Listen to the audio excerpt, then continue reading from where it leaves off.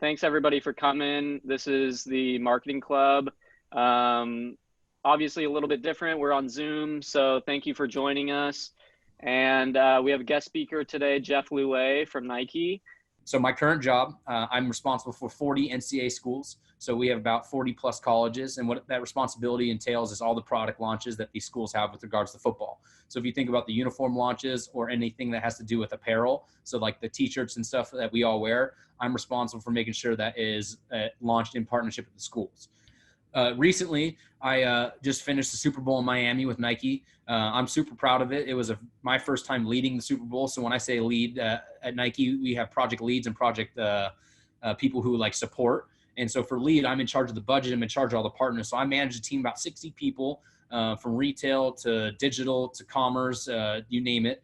And I managed a budget of $12.5 million. So we went down to Miami. We had a stadium restoration where we restored an old historic stadium.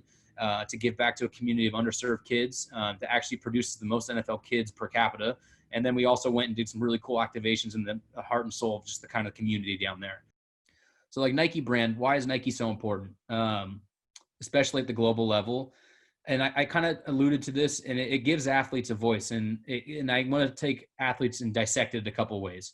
Athletes like the people I mentioned, right? The Serena Williams, the LeBron James, it gives these guys a voice to power up and speak to consumers and share their stories. That's not the world I personally want to live in, but it's the reality of where we're going. And if you guys look at any statistics about gaming right now during quarantine, it's through the roof. So it's been a great opportunity for me on the team to actually learn about like what exists at the gaming level for a brand like Nike, and then how do we interact with our gaming consumer, because that's not necessarily the traditional athlete we speak to. The teacher I had was Sandy Newbaum, and she really, I hope that you guys have actually had the chance to interact with her in some capacity, but she really opened up my eyes to business and my personal potential. To this day, I stay in touch with Sandy, and I think that's a good point to make. Like, I think as you guys go through college, don't be afraid to build an incredible relationship with some certain professors. I don't think like I'm saying to go out of your way and pursue an intimate relationship with every professor, but there's some that you'll come across and man, that person really like spoke to me, or I really resonate with what they are kind of getting across. And you should reach out to that person and build a relationship. I still talk to Sandy once every 6 months. And then there's another professor, Robert Longo, you guys have maybe heard of. I've talked to him and he's invited me down. I don't necessarily stay in touch with Mr. Longo for business reasons. I stay in touch with them just because I have a great relationship with them. I stay in touch with Sandy for business purposes because I still seek her for guidance. There's a lot of times, and I'll get into my career at Nike, where I do need guidance because I'm a young professional in a world where I'm about 15, 20 years younger than a lot of the business partners I'm working with. And at times I'm in positions where I could use some additional guidance. And candidly, I don't want to ask my peers at work because I don't want to come across as like, this kid's young, he doesn't know what he's doing. But the reality is I am young and I'm figuring it out on the fly.